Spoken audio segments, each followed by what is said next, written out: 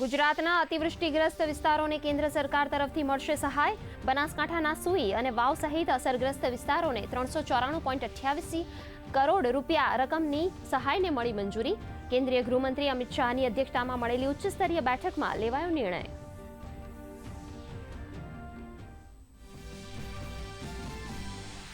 કફ syrup મામલે સુરેન્દ્રનગર અને અમદાવાદની ફાર્મા કંપનીઓ પર મુકાયો પ્રતિબંધ.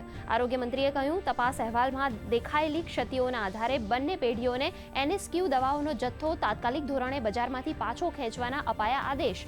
સાવચેતીના ભાગરૂપે વધુ 14 નમૂનાઓ ચકાસણી માટે મોકલાયા. નવા તાલુકાઓ બાદ ગામની હદમાં મહત્વના પરિવર્તન. સુરતના 8, ખેડાના 11 અને મહીસાગરના 20 ગામોના ફેરફારોને કેબિનેટની મળી મંજૂરી.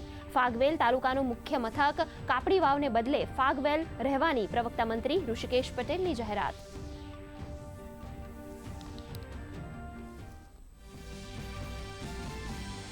રાજ્યમાં આજથી વિકાસ સપ્તાહની ઉજવણી. મુખ્યમંત્રી ભૂપેન્દ્ર પટેલ તેમજ રાજ્ય મંત્રીમંડળના મંત્રીઓ સહિત વરિષ્ઠ અધિકારીઓએ લીધી ભારતના વિકાસ માટે પ્રતિજ્ઞા.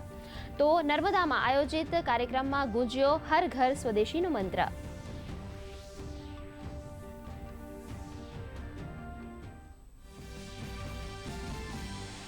ગિરનાર જંગલ વિસ્તારમાં ચંદનની ચોરી કરતી પરપ્રાંતીય ગેંગનો વન વિભાગે કર્યો પર્દાફાશ.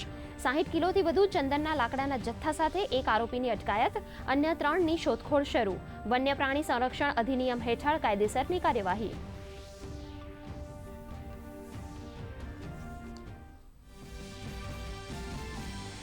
બિહાર અને નેપાળમાં ભારે વરસાદના કારણે વધ્યું નદીઓનું જળસ્તર. નેપાળમાં મૃતકાંક 52 પહોંચ્યો. તો રાજ્યમાં અનેક સ્થળોએ વરસાદી માહોલ રહેશે યથાવત. હવામાન વિભાગે સૌરાષ્ટ્ર અને ઉત્તર ગુજરાતમાં આજે હળવાથી મધ્યમ વરસાદની વ્યક્ત કરી શક્યતા.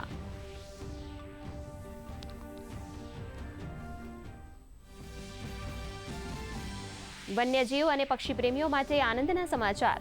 સાસણગીરમાં આજથી સિંહના દર્શન કરી શકાશે. તો 4 માસના લાંબા વેકેશન બાદ ખીજડીયા પક્ષી અભયારણ્ય પણ મુકાયું ખુલ્લું. યાયાવર પક્ષીઓને જોવા પ્રથમ દિવસે પક્ષી પ્રેમીઓનો ધસારો.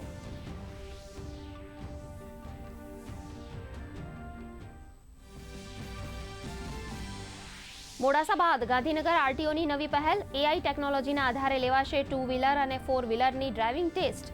માર્ગ સલામતીમાં વધારો કરવાના ઉદ્દેશ્યથી આરટીઓ વિભાગનો મહત્વનો નિર્ણય.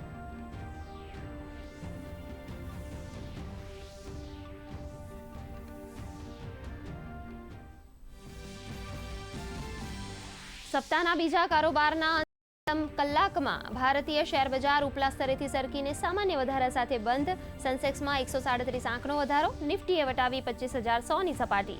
રિયલ્ટી, ફાર્મા, તેલ, ગેસના શેરોમાં લેવાલી. તો સોનામાં સામાન્ય વધ. તો ચાંદીમાં 500 રૂપિયા સુધીનો કડાકો.